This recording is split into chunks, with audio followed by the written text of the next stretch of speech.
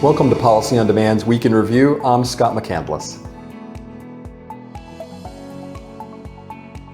The big takeaway from this week is, of course, the bipartisan infrastructure deal. It's kind of easy to have a takeaway when it's dominating headlines, and certainly that bipartisan infrastructure deal is doing just that. There's an old saying in money that sometimes you have to spend money to make money. That's sometimes true in politics as well. And what I mean by that is sometimes spending political capital earns you political capital. That is likely to happen here, where the bipartisan infrastructure deal, if it does go through as it seems like it's going to now, will probably redound to the benefit of the White House and could potentially strengthen their hand in other negotiations, most notably with regard to the reconciliation discussions and debate that is likely to come after the August recess and into the fall.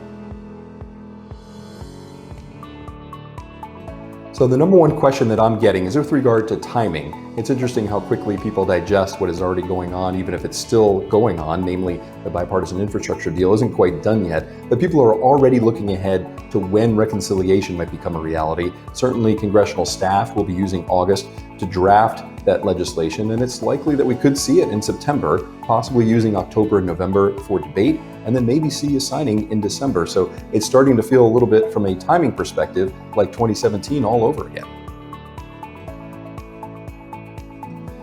With reconciliation on the horizon, we think that companies should be focusing their attention on reconciliation and specifically the staff. I had mentioned that staff will be using August to begin putting pen to paper and drafting in earnest the details of that bill. And this would be the time to reach out and make your contacts, make your points, and make your arguments for what should or should not be included in that bill. This is the time to strike.